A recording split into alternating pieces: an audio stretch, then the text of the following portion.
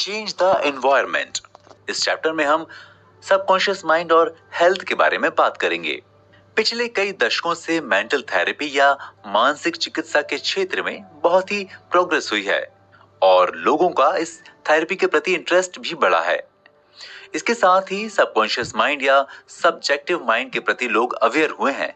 इसलिए लोग अब अवचेतन मन में जो ट्रीटमेंट की शक्तियां रहती हैं, उसको लेकर भी काफी अवेयर हो रहे हैं और उसे ट्रीटमेंट के रूप में यूज भी किया जा रहा है। ये एक फैक्ट है कि ट्रीटमेंट के डिफरेंट मेथड होते हैं और सभी मेथड से बेस्ट ट्रीटमेंट होता है।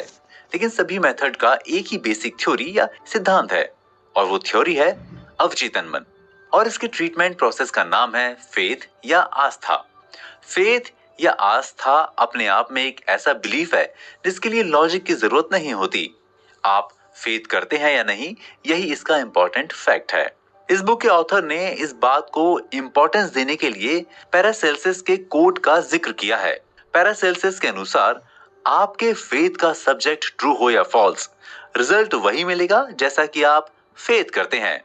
ये एक प्रूव्ड फैक्ट है कि दुनिया भर की कई कंट्रीज में जैसे अमेरिका, जापान, यूरोपियन कंट्रीज और इंडिया में लोगों का ट्रीटमेंट मंदिरों में, चर्चों में और कई रिलीजियस प्लेसेस में हुआ है।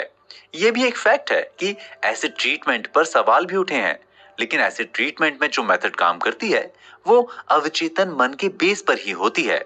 इस टाइम में सबकॉन्शियस माइंड के ट्रीटमेंट को और बेटर किया गया है।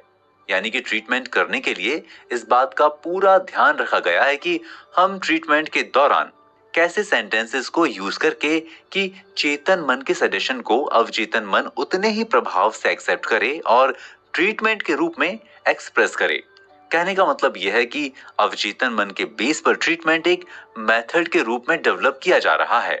इस बुक के ऑथर के अनुसार ट्रीटमेंट के जो भी मेथड्स रहे हैं उन सब के पीछे अवचेतन मन का ही ट्रीटमेंट होता है। एग्जाम्पल के लिए, जब हमें चोट लगती है और बॉडी का कोई पार्ट कट जाता है तो डॉक्टर उस पर बैंडेज लगाते हुए कहता है कि नेचर से भरती है। नेचर का मतलब है नेचुरल लॉ और अवचेतन मन तो नेचुरल लॉ के अनुसार ही काम करता है। आत्मरक्षा या सेल्फ डिफेंस का थॉट नेचर का पहला नियम है। जब हम सेल्फ डिफेंस की बात सोचते हैं उस टाइम पर जो अवचेतन मन को सजेशन देते हैं वो सजेशन सबसे इफेक्टिव होता है। शरीर के ट्रीटमेंट के लिए चेतन और अवचेतन मन दोनों के फेथ का एक साथ मिलना और मैच होना जरूरी होता है। अगर हमारा चेतन मन ये बिलीव ही नहीं करेगा कि हमारे सजेशन से हमारा ट्रीटमेंट हो सकता है, तब वो अपने इस बिलीफ का और फेथ का कभी भी अवचेतन मन को सजेशन ही नहीं देगा या नेगेटिव सजेशन देगा।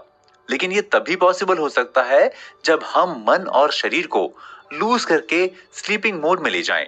यानी हमें एक ऐसे स्टेज में जाना होगा जब हम एक्सटर्नल या बाहरी अप्रोच से बिल्कुल इनएक्टिव हो जाएं और इंटरनल रूप से एक्टिव होकर सजेशन को एक्सेप्ट करने के लिए तैयार हो जाएं। हम सब ने सुना है कि किसी साधु संत के फल देने से किसी पेशेंट की बीमारी ठीक हो गई या किसी स्पेशल जगह के पानी पीने से कोई पेशेंट ठीक हो गया। हमने ये भी सुना है कि पहले के लोग जब बीमार पड़ते थे तो उस टाइम के डॉक्टर या वैद्य जो होते थे वो जड़ी बूटी से ट्रीटमेंट किया करते थे।